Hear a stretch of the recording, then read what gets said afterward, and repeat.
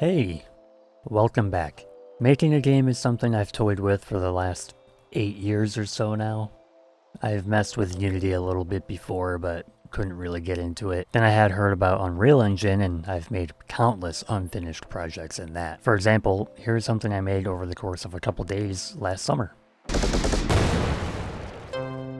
Nothing crazy, but I thought it was cool at the time because I just picked up this program called Asprite, or Asprite, or however you want to pronounce that, but I'd never heard of it before, but figured I'd check it out, and man, it changed my life, dude.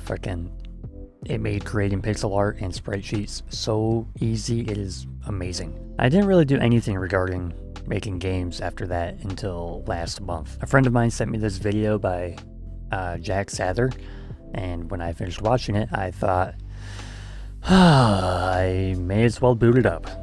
You see, I've had Godot installed for quite some time now, but I've never actually spent time learning it, so I figured I'd start now. So I've spent the last month or so digging into Godot and trying to learn whatever is relevant to my wacky ideas. Like I said, this ain't my first rodeo with trying to make a video game, so I know how and when I need to check myself. Am I going to make a multiplayer game? Hell no. Am I going to make an RPG? Dude, no. I'm going to make Cat Finder.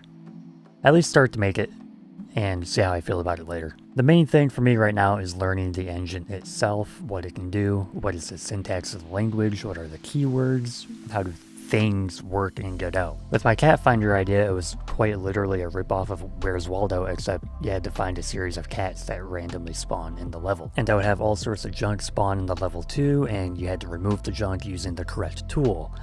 For example, if you want to remove a tree, you select the chainsaw. If you want to remove a rock, you select the jackhammer. Remove a building, you select the sledgehammer, and so on and so forth. And if you clicked on a cat with anything but the net, the cat would let out a blood-curdling scream, and your screen would get covered in blood, and it would give you a "you lose" message, but I never finished that. But anyways, the goal of the game and completing it wasn't necessarily the point. The point was to learn how to build a random spawn mechanic, which would be relevant in the future. Another thing I was working on was this top-down 2D RPG type thing, and all I was really doing here is learning how to set up sprite animations and implement sound effects and some basic UI stuff. And that brings me to my latest project that I've been working on. A 3D FPS action roguelike.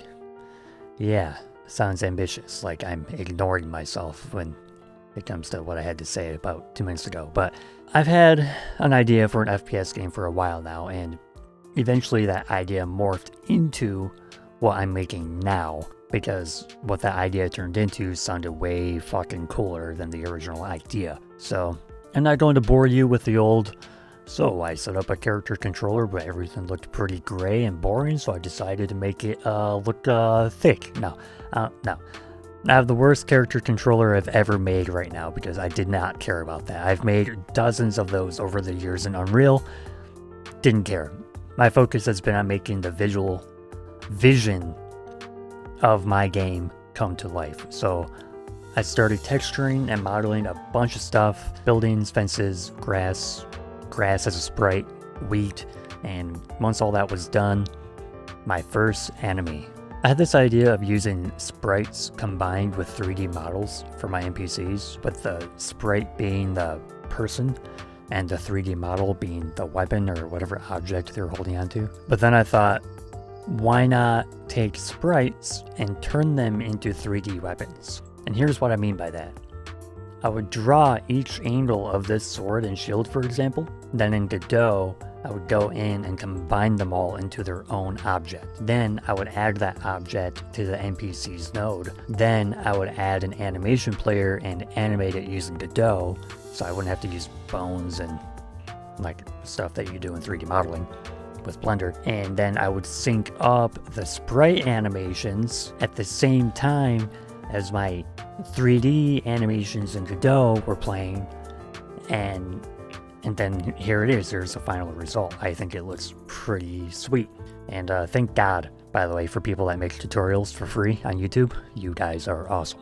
Oh, and I needed a way to kill these guys, so I added this fireball projectile which is also just a sprite that I billboarded and added a particle effect to, so now I can see their death animations play properly. And yeah, that's all I really got for now. This has been the last 2 weeks of my life outside of work, or this last project specifically I've been working on the last couple weeks. Oh yeah, that's something I wanted to mention earlier.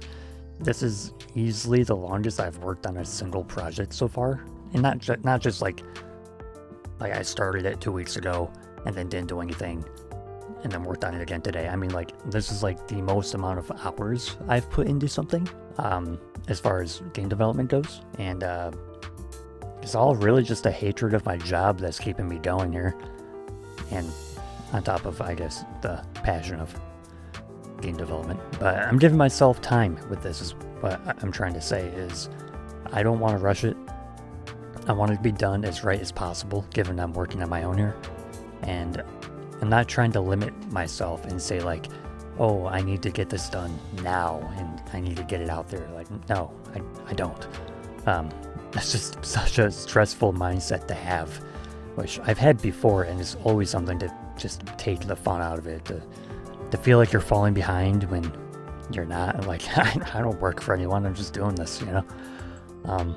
So yeah, like, I'm finally giving myself the time and the opportunity to really learn something that really is quite challenging, and I'm here for it. Anyways, thanks for watching. Hit that subscribe button to stay bricked. Stay bricked.